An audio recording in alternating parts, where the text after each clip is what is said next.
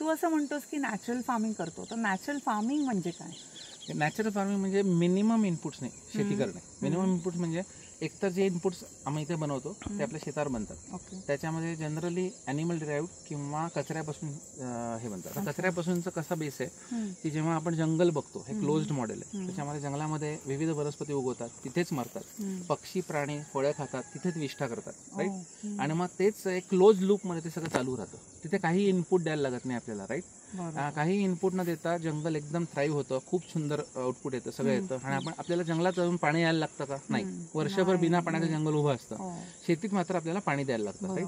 तर आम्ही त्या जंगलाची जी प्रोसेस आहे ती इथे मिमिक करायचा प्रयत्न करतो. आता आपण इथे बघतो, इथे इतक्या प्रकारचा सगळा कचरा उगवलेला आहे. ओके, आता या सगळ्याला आम्ही वर्षातून 2 वेळा कापतो आणि त्याला थोडंसं आपण, कारण आपल्याला कमर्शियली पण थोडं सूट झालं पाहिजे ना, त्यामुळे 2दा कापतो. पण अपार्ट फ्रॉम त्याला इथे उगवू द्यायचं, त्याला इथेच डिकम्पोज होऊ द्यायचं. आणि ह्याच्यामध्ये आता पक्षी आपल्याकडे किती येतात, तर पक्ष्यांना सुद्धा आम्ही फळं देतो आणि आपल्यालाही फळं ठेवतो. तर सगळा समतोल करून हे केलेलं आहे. आता याच्यामध्ये एक प्रकार आम्ही करतो की ह्यांच्या फिक्सेशन, ह्यांच्या इनपुटसाठी, आता आपण इथे येऊन काही खत दिलेलं नाही, आयुष्यात ह्याला कधी खत देणार नाही. मग खत कसं काय इथे येईल, ह्याला कसं इनपुट मिळेल, तर ह्याच्या बाजूला शेवगा लावलाय.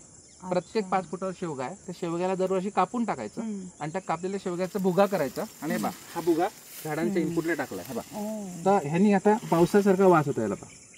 तर बेसिकली हे आता हळूहळू इथे कुजेल, जसं जंगलामध्ये कुजतं.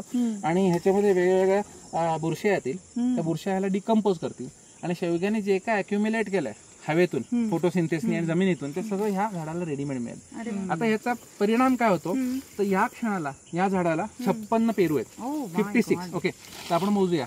1 2, ओके, नंतर 3 4 5 6 7, इकडे हे 2 मोजायचे राहिले ना, नंतर हे 8 9, ओके, नंतर 10 11 12 13 14 15 16 17 18 19 20 21, ओके, 21 झाले. आता इथे जाऊ, 22 23 24 25 26 27 28 29 30 31 32 33 झाले. इथे 2 दिसतात, हा, हे 34 35 36 झाले.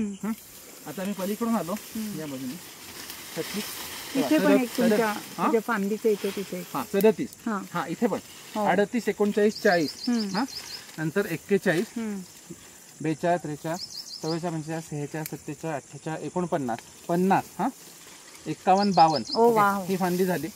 52 नंतर हे फांदी मोजूया, 53 54 55 56 57 58 59 झाले. 56 पण नाही, 59 पेरू झालेत. आणि आपण इथे छोटा येताना दिसतोच आहे आणि अजून येताना दिसतोच आहे. तर हे ऍब्सोल्युटली 0 इनपुटवर आपण एवढ्या 59 पेरू या झाडावर आत्ता आहेत.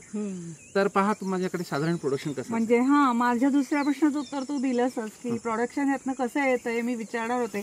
सो इट्स अ प्रूफ की प्रोडक्शन नक्कीच चांगलं आहे. आणि शेतकऱ्यांचा ना असा समज असतो की भरपूर बाहेरून काही इनपुट घेऊन टाकलं की आपल्याला येतं. ते काय करतात, 101 रुपये खर्च करतात आणि त्यांना 106 रुपये मिळतात.